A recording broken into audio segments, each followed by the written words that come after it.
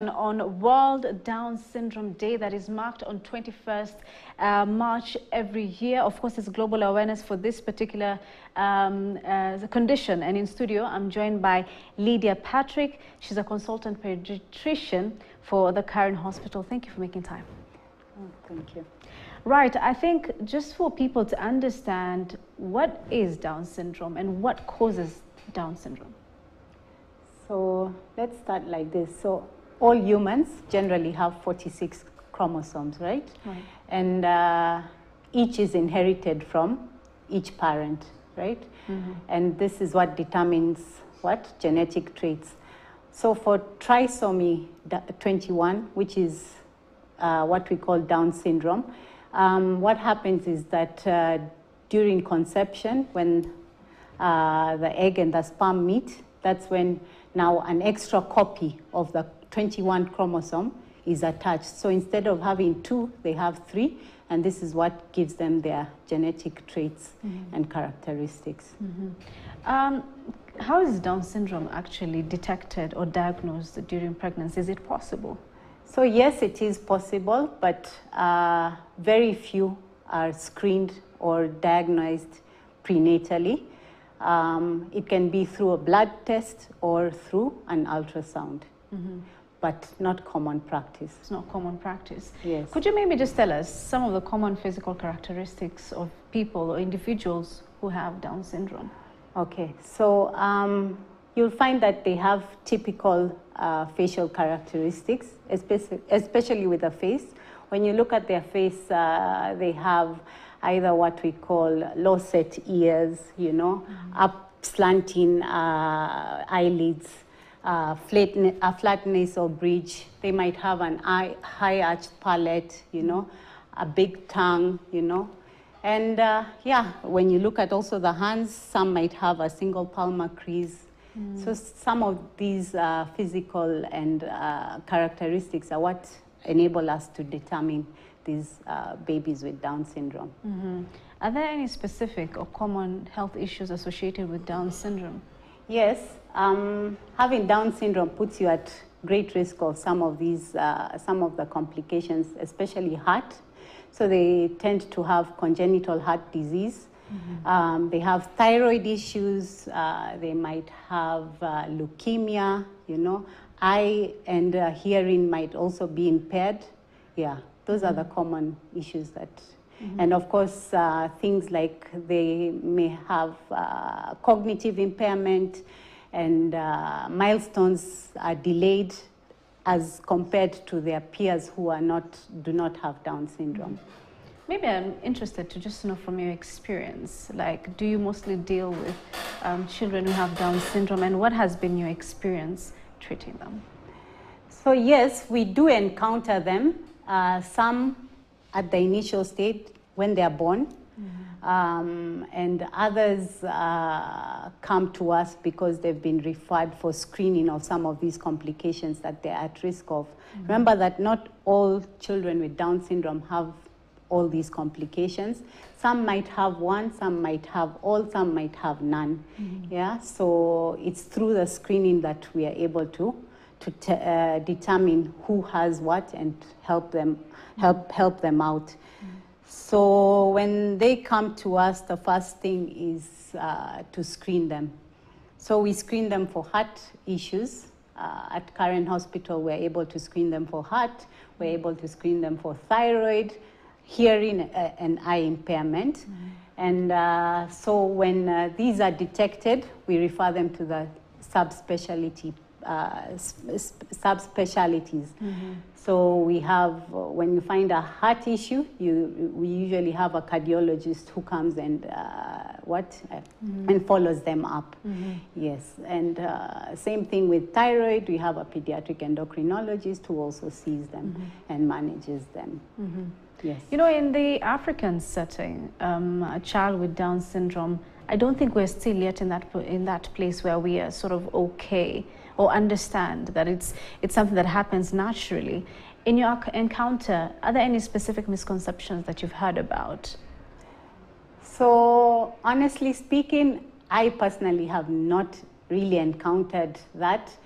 But of course, I think the issue comes about when you start telling them that these children will grow differently from other children, as opposed to the fact how it came about. You know, I haven't encountered one who asks me, why is my child like this? But the issue is when we start telling them that they're at risk of getting heart conditions, thyroid, then it impacts on them. Yeah, and because many of these mothers might not be able to access some of these interventions, right?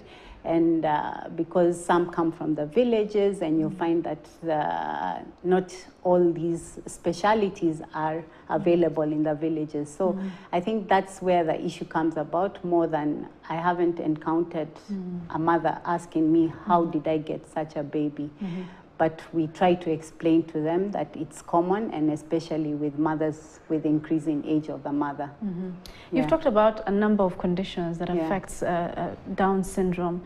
And I just want to understand now specifically when it comes to cognitive development, what are some of the challenges that they have when the ones who get Down syndrome?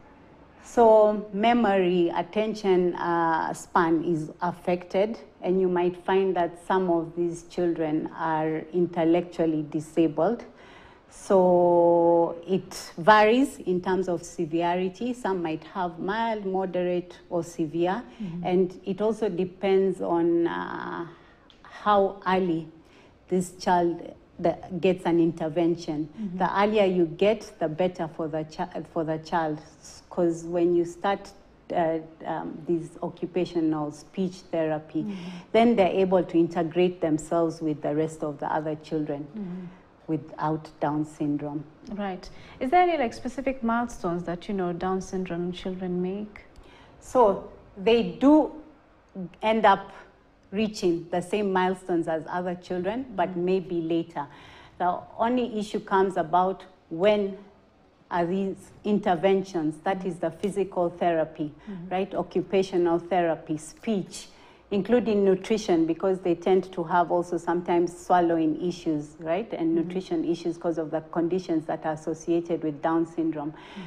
But many reach the full potential. In your opinion, or rather even in your experience, how do you think the treatment of Down syndrome has evolved over time, especially here in Kenya? So I wouldn't say that there's treatment for Down syndrome per se, but we manage the complications, and so that their quality of life can be improved. There is no specific treatment for Down syndrome, just complications. The complications are what are managed. And yes, just like any other normal child, if it's medication that is required, they're also given the medication. Yeah, if it's surgery for the heart, congenital heart issues, it's also performed just like any other normal child. I don't know if you'd be able to answer this, but in terms of like educational and developmental, you know, interventions, are there any specific when it comes to Down syndrome? So yes, we do have special schools. And I think in terms of education, it's individualized. So depending on a child, like I said, they have intellectual disability, so some might not be able to be incorporated in the standard schools, and some might require either attending the special schools, you know, or even, I think we've gone into homeschooling over here in Kenya with normal children, so it can happen the same way. Let's talk about now the community, just generally. How do you think that the society can provide or promote inclusion and support for individuals with Down syndrome? In your experience with what you've seen, what do you think people should do? I think we need to accept that, first of all, Down syndrome is not really a disease, right? It's just a condition that does not make them any different from other children, because, like I said, many of these children are able to live a full potential life if interventions happen early enough. Like, what do you think people should do more? Maybe education, awareness? So I guess like, okay, we already have an issue in terms of mothers attending antenatal care, but that's a point where we usually sometimes also try to catch them, you know, and ultrasounds also are done, because some of these ultrasounds that are done in the second trimester look out for abnormal, congenital abnormalities, and some of these can be picked. So that's one way of looking at it. Two, in schools also, maybe through schools, talk to some of these teenagers and educate them on early pregnancies, because like I said, it's not only, you don't find it only with older mothers, but there's also chances where you'll get that younger aged mothers also are able to get children with Down syndrome. Also, we have community health workers who can go out there in the community and, you know, explain to these mothers what are their risks of getting Down syndrome given the age, and how to handle these babies when they give birth to them, and direct them into the right areas. Yeah. Well, just apart from what you talked about, like the genetic aspect of it, you've talked about the chromosome. Is there anything else that can cause Down syndrome for a parent who's watching right now? No. There's no other cause other than genetics to this condition. Yes, it's mainly genetics. It's I think right now we do have someone who does genetic screening, but like I said, she can't cater for the whole of Kenya. But maybe one day we'll get there. We do have someone who does that, but we don't do those tests. I wouldn't say that we do the genetic testings locally, and so it might be expensive, you know. And I don't know, does it help knowing how it occurred? I mean, does it? I mean, you would tell me that. But then now in terms of like young mothers and older mothers, is there like one who's actually at, like the child would be at risk more? So yes, and like I said earlier on, it increases, the risk increases with an older mother. And the risk also increases if you have a previous child with Down syndrome. Yeah. Okay, so as we wrap up the interview now, finally, if there's a parent who's watching now who has a child who has Down syndrome, like what advice would you give? So I think I would tell them that they should not give up on this child, and like I say, these children are able to live fully potential life. It's just a matter of intervention, right? Look for the possible therapies that can help this child, because if the child has developmental issues, those can be sorted. Any heart, endocrine, any other issues, most issues are sorted out here. Yeah. In your hospital, do you have any particular support groups that help mothers and children who have Down syndrome? Not the hospital per se, but I know those support groups are present. Yes. Actively present? Is there? Yes, through WhatsApp groups. Okay. Yeah, there are WhatsApp groups for children with Down syndrome. And if a parent wants to now join the support group, is there anywhere specific that you would say, you know? So I would